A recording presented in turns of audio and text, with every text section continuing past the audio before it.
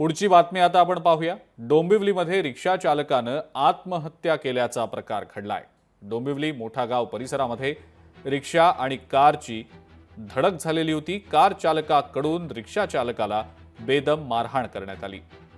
70 वर्षीय रिक्षा चालकाला डांबून ठेवत 2 लाखांच्या नुकसान भरपाईची मागणी करण्यात आलेली होती। सुटका झाल्यानंतर रिक्षा चालकानं घरी येऊन गळफास घेत स्वतःला संपवलंय। मुंजाजी शेळके असं मृत रिक्षा चालकाचं नाव आहे। या घटनेनंतर डोंबिवलीतल्या विष्णुनगर पोलीस ठाण्यामध्ये नातेवाईकांचं ठिय्या आंदोलन सुरू आहे। जोपर्यंत गुन्हा दाखल होत नाही तोपर्यंत मृतदेह ताब्यात घेणार नाही असा इशारा नातेवाईकांनी दिला आहे।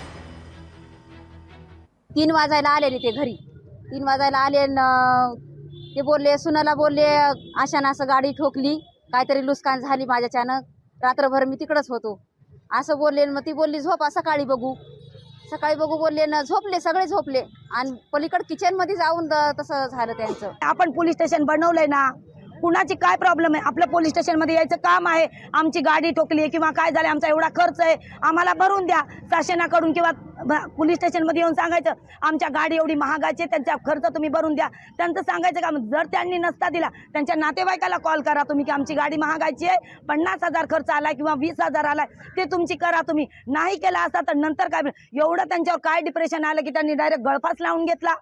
असं काय त्यांच्यामध्ये बोलणं झालं की डायरेक्ट गळफासापर्यंत प्रयत्न गेला। विचार करा तुम्ही। लोकशाही मराठी ऐका, पहा, जागरूक रहा।